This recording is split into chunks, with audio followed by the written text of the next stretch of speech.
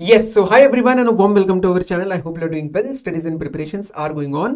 CA final और CA inter के लिए ये रेलिवेंट है सब्सिडी का treatment. There is a pattern of queries that I saw comments के ऊपर, टेलीग्राम के ऊपर. सोचा कि चलो इसको फटाफट से एक बार क्लियर कर लेते हैं. आईसीआई का एक टिपिकल ट्रीटमेंट है. आईसीआई का एक typical type of framing of the question है. कुछ टर्मिनोलॉजीज है जिसको हम क्लैरिफाई करेंगे. And this generally comes in the question number 1 और even integrated case MCQ.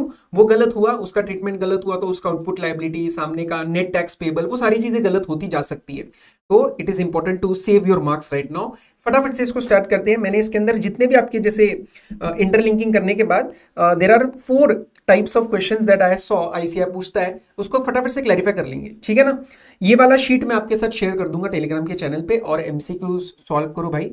Customs we will end in 2 days and complete last 1 month में we have covered MCQs 8 to 10 every day. तो solve करो, उसमें से चीजें सीखो, it will help you. बराबर. और इंटर के बच्चे भी काफी सारे वहां पे सॉल्व करते हैं जीएसटी का पोर्शन. चलो सर फटाफट से आ जाओ.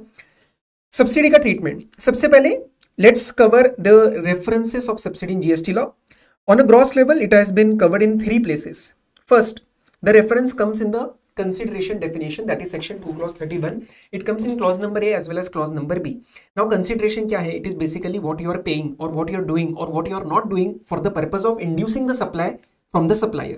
और सर ये कौन कर रहा है? रेसिपिएंट भी कर सकता है, कोई भी कर सकता है, हमें नहीं फर्क पड़ता. सप्लायर को मतलब है कि कंसिडरेशन आना चाहिए. ओके.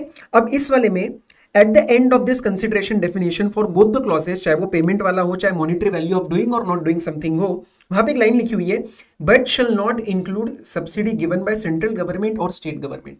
यहाँ पे एक पॉइंट नोट करना, यहाँ पे बाकी के local authority, governmental entity, governmental authority cover नहीं करा गया है. This is your base definition कि consideration if given by the government, चाहे सेंट्रल लेवल पे हो चाहे स्टेट लेवल पे हो, वो वाला पार्ट नहीं बनता आपके कंसिडरेशन का. This is supported by section number 15(2)(e. उसको कवर करते हैं सेक्शन नंबर 15(2)(e के अंदर. मैं यहाँ पे नोट कर देता हूं. 15(2)(e का रेलिवेंस, बेसिकली 15(2) का रेलिवेंस तभी है जब 15(1) का रेलिवेंस है. मतलब 15(1) के अंदर the primary 2 conditions are satisfied, that is the supplier and recipient are not related to each other and price is the sole consideration.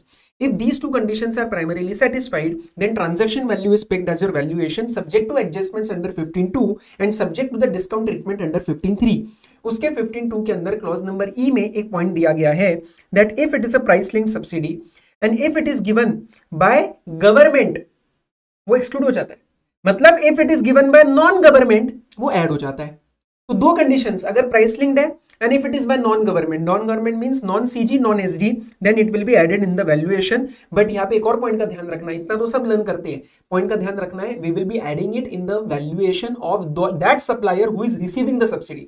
3-4 suppliers के बारे में इंफॉर्मेशन आ रही है, आप देखना किसके जेब में ये वाला सब्सिडी जा रहा है, नॉन गवर्नमेंट का, उसका वैल्यूएशन ऐड किया जाएगा. समझ में आया. उसके सिवाय there is one clarification which is in the valuation chapter itself that when there is any incentive given by this Ministry of IT, वो किसको देती है? acquiring banks को. acquiring banks मतलब जो सप्लायर, जैसे आप कोई ट्रांजैक्शन करते हो, जिससे माल खरीदते हो, वो सप्लायर जिसका भी जिस बैंक का भी सपोर्ट यूज कर रहा है for the purpose of receiving the payment. This is the basic meaning of the acquiring bank. Okay. तो अक्वायरिंग बैंक्स को बोला गया है कि रुपे कार्ड्स के ऊपर और भीम यूपीआई के ट्रांजैक्शंस के ऊपर उसमें एक लिमिट आती है 2000 की. Forget that right now. Focus कि अगर कोई इंसेंटिव इन ट्रांजैक्शंस के रिस्पेक्ट में मिल रहा है तो इन बैंक्स को बोला जाता है कि इन वाले ट्रांजैक्शंस के ऊपर you should not be charging to the acquiring bank because we want to promote use of RuPay and भीम यूपीआई. हमें ये इंडियन ग्रोन उसका सपोर्ट करना है. आप कुछ भी वेंडर से चार्ज मत करिए ताकि वेंडर इसको यूज करेगा. But acquiring bank says that sir इसको अगर यूज करके हम सर्विस देंगे इसके रिस्पेक्ट में तो हमारा तो लॉस हो जाएगा ना, और आप बोल रहे हो उनसे नहीं चार्ज करना है, तो मिनिस्ट्री कहती है हम आपको पेमेंट देंगे. तो this incentive is released by the ministry to the acquiring banks and that incentive has been equated to the subsidy by government. तो अगर ये सब्सिडी बन गया तो it will not be a part of consideration, ये valuation में नहीं जाएगा. ये क्लैरिफिकेशन है. तो सर अगर इसका मैं छोटा सा समरी बनाने का ट्राई करूं, हालांकि हमने ये हॉट्स में कवर किया है, मैं यहीं पे बना देता हूं एक छोटी सी summary.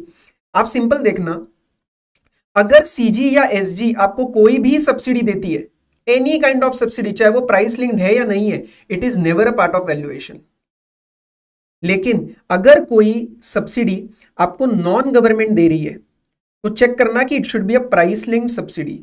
Now, what is a price linked subsidy? Price linked subsidy is associated with that product. It is associated with the unit which I am selling.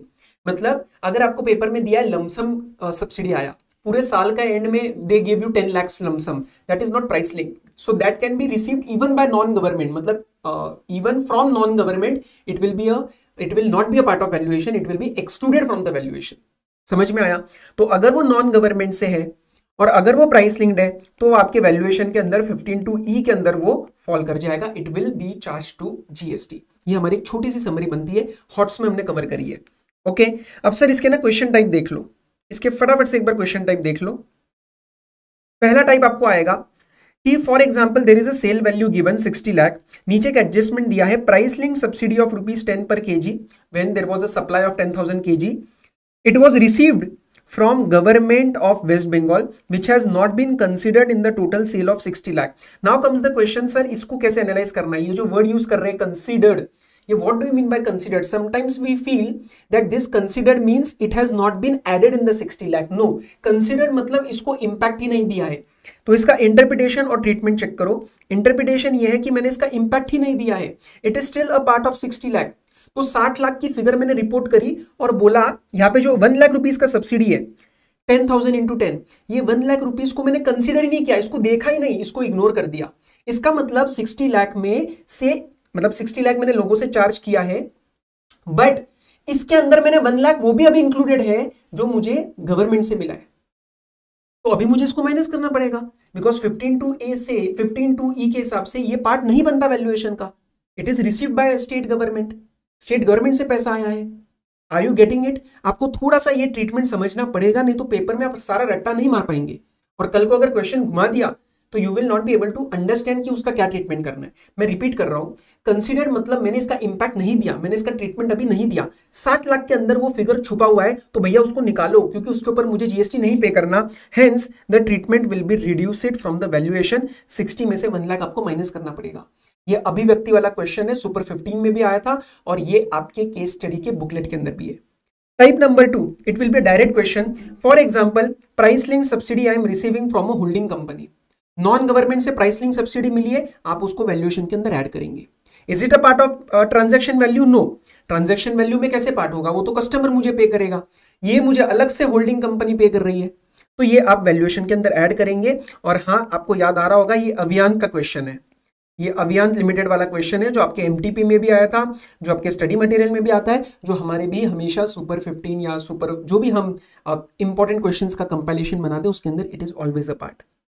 एक चीज का ध्यान रखेंगे, अगर आपके ऊपर कोई कैलकुलेशन आया विथ रिस्पेक्ट टू इंटरेस्ट, तो उस क्वेश्चन का ही मैं लिंक देके बोल रहा हूं कि उन्होंने पूछा था वहां पे कि you have to calculate the interest on the price which is payable by the customer, this valuation will not be a part of the price payable by the customer, क्योंकि ये ऐड हुआ है but it is added due to 15(2), it is not added because it is a part of transaction value.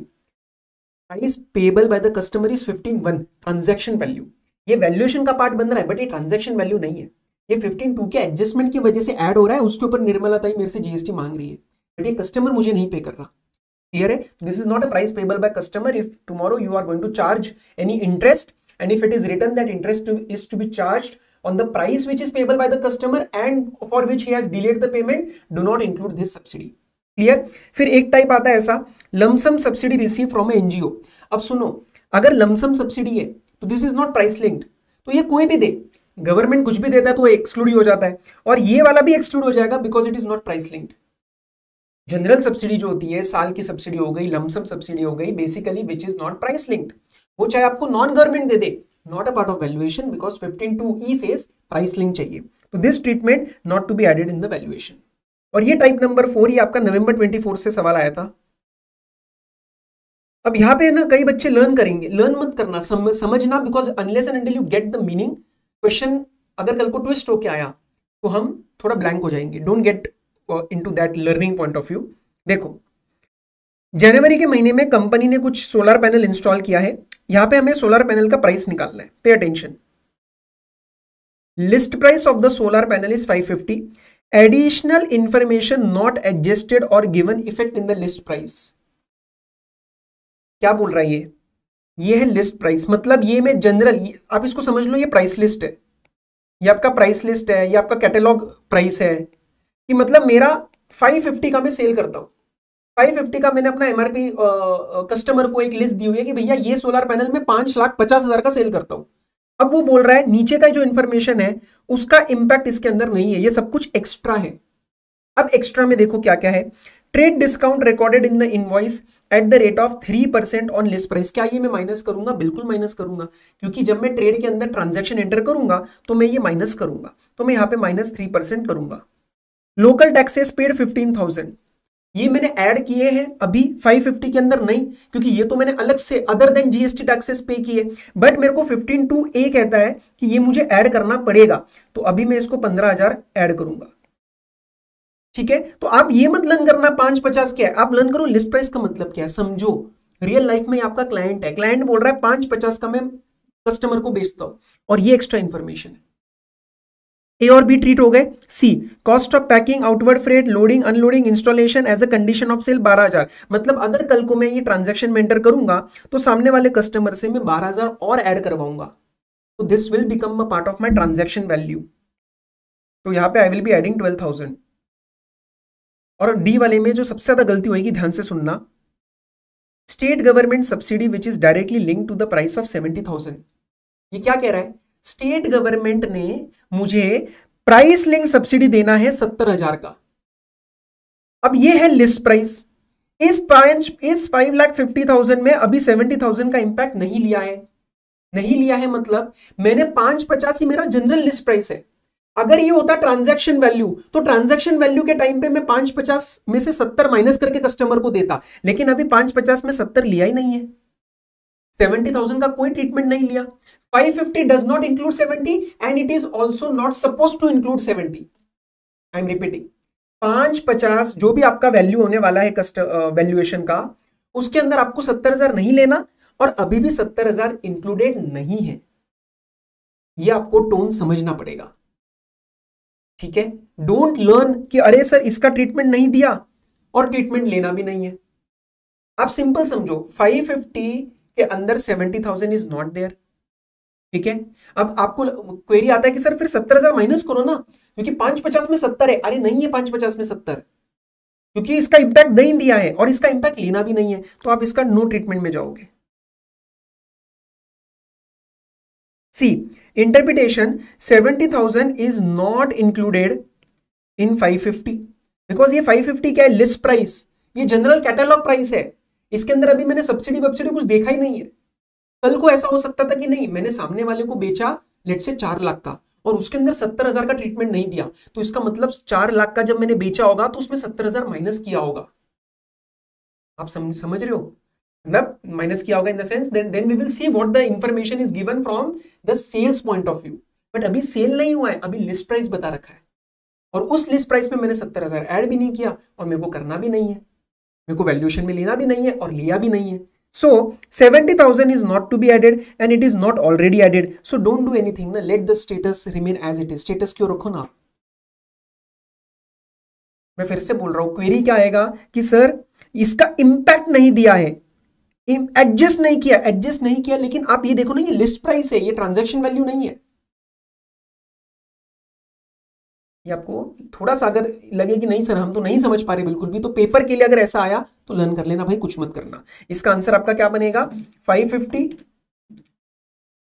Minus 3% plus 15,000 और plus 12,000, आपका 560,500 बनेगा। आप ICI के answer से मैच कर सकते हो इसको। 560,500 पार्ट नंबर बी, ये आपका मतलब जो ऑप्शन उसके अंदर सॉल्यूशन में बन रहा था वो पार्ट बी बनेगा। नवंबर 24 का क्वेश्चन नहीं आपका पेपर का, ठीक है। कल को अगर इन्होंने क्वेश्चन चेंज किया, लिस्ट प्राइस की कुछ जगह कुछ और बोला कि नहीं ये तो मैंने एक्चुअल में मार्केट में बेचा है, और फिर बोला कि अरे 70,000 को भी मैंने इंपैक्ट नहीं लिया और उसके अंदर इंक्लूडेड है, तो आप माइनस करते। लेकिन ऐसा नहीं है, 550 में अभी 70 का इंपैक्ट ही नहीं है और इंपैक्ट लेना भी नहीं है, ऐड भी नहीं करना है। So this is how you will be dealing with it, and ये आपको समझना है, ठीक है। We have invested 14 minutes, I hope this was useful. बाकी फिर भी अगर कोई क्वेरी लगे तो एक बार कमेंट में डाल देना, मैं टेक्स्ट के अंदर उसको क्लैरिफाई कर दूंगा। आई डोंट थिंक इसके बाद रहेगा, और इसके सिवाय आई डोंट फील कोई टाइप बनने वाला है जहां पे कंफ्यूजन क्रिएट होगा, ठीक है ना। तो बेसिक देखना, don't just focus on the words, focus on what that particular transaction means in real life. Yes, चलो with this let's end, and बाकी कुछ और चीजें आपके पास आने वाली आईडीटी में। एक दिन में हमारा मैराथन भी बहुत प्यारा वाला प्लान होने वाला है। बहुत सारी चीजें ऑलरेडी डल चुकी है। IDT hots, super 15 case MCQs, super 60 descriptive Q&A, customs का मैराथन अपडेट होने वाला है। तो एकदम धमाकेदार आपका आईडीटी का हम करवा के देंगे प्रिपरेशन, ठीक है। और if you genuinely like the content, don't forget to subscribe and comment your feedback, it helps me to reach more students, ठीक है। चलो, all the very best, take care, bye bye.